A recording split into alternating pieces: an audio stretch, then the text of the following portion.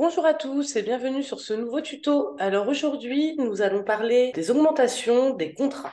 Alors c'est assez d'actualité. En général, les entreprises qui utilisent la gestion de contrats augmentent chaque année, à date d'anniversaire ou à date civile des contrats, ils augmentent leurs contrats. Donc pour ce faire, il faudra effectuer un paramétrage préalable au niveau de Wipsos. Il va falloir créer des formules et renseigner des indices. Les indices, vous allez pouvoir les trouver sur le site de l'INSEE en fonction de l'activité de votre entreprise. Vous trouverez les indices d'augmentation de contrat sur leur site. Pour effectuer le paramétrage, ça se trouvera dans le paramétrage, contrat, codification et indices. Ici, il faudra renseigner les indices. Alors, ils sortent à peu près tous les trimestres. On a une date de publication et un mois réel d'application. Parfois, effectivement, ils apparaissent au journal officiel avant, mais ils sont applicables plus tard. Donc, c'est pour ça qu'on a une date de publication ou un mois réel. Donc, vous renseignez vos indices de cette manière-là. Donc, petite page blanche et on renseigne, on enregistre.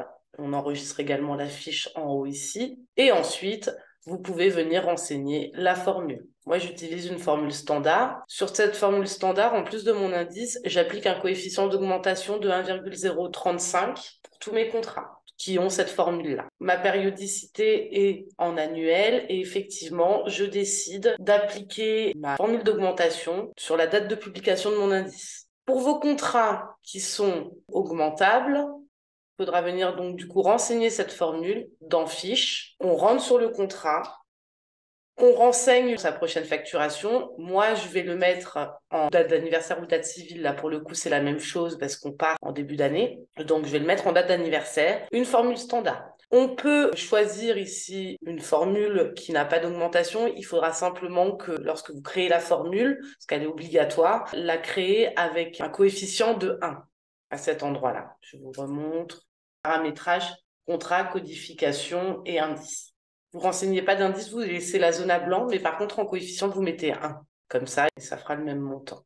Nous avons deux types d'augmentation, par actualisation ou par révision. Il y a une différence effectivement entre les deux. En mode actualisation, l'augmentation est calculée sur la valeur de l'année précédente. Donc en fait, c'est-à-dire que si dans les montants, l'année précédente, ce montant-là a déjà été augmenté, par exemple, elle est à 102 euros, il va venir augmenter ces 102 euros. Et en mode révision, l'augmentation est en fait calculée sur la valeur de base du contrat. Donc en fait, ça prendra ce montant-là avec une application de l'écart d'indice entre l'indice de base qui a été utilisé lors de la signature du contrat et le dernier indice connu. Donc le dernier indice connu qui a été renseigné au niveau du paramétrage, contrat, codification et indice. On peut choisir si notre contrat est augmentable, tout le temps augmentable, donc à chaque date d'anniversaire ou début d'année civile, le contrat va augmenter. S'il est non augmentable la première année, parce qu'en fait, parfois, effectivement, vous vendez un contrat à 1000 euros et vous ne souhaitez pas qu'il soit augmenté cette première année, vous allez le facturer,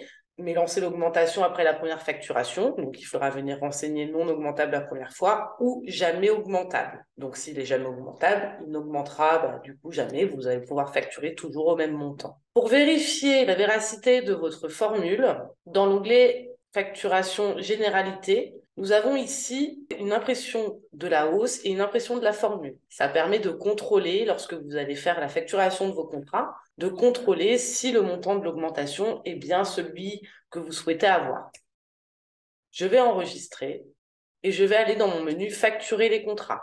Ici, je vais renseigner ma date d'échéance. Je vais venir cibler la facturation sur mon contrat et je vais lancer ma facturation.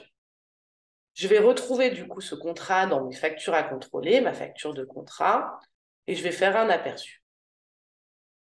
Je vais venir contrôler ma formule. Donc effectivement, j'ai bien le montant de ma hausse ici. Ma formule, donc avec mon indice ICHT. Je vais retrouver ici mon coefficient à la dernière date de publication de mon indice, l'ancien indice connu. Ça va me calculer mon augmentation ici. Si je suis d'accord avec cette augmentation, je facture mon contrat de manière tout à fait normale en le validant et en validant ici.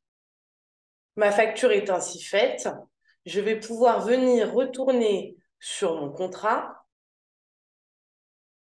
Je vais pouvoir confirmer que mon contrat avait bien un montant de base de 100 euros et qu'il est maintenant 204,31. Vu que je suis en mode actualisation, lorsque je vais facturer ma prochaine année, mon contrat prendra ce montant-là en base et appliquera du coup la formule avec l'indice que j'aurai saisi lorsqu'il sera publié au journal officiel. J'espère avoir été claire concernant l'augmentation de vos contrats. Je suis disponible à la hotline si jamais vous avez des questions concernant ce point et je vous souhaite à tous une bonne année et à bientôt. Au revoir.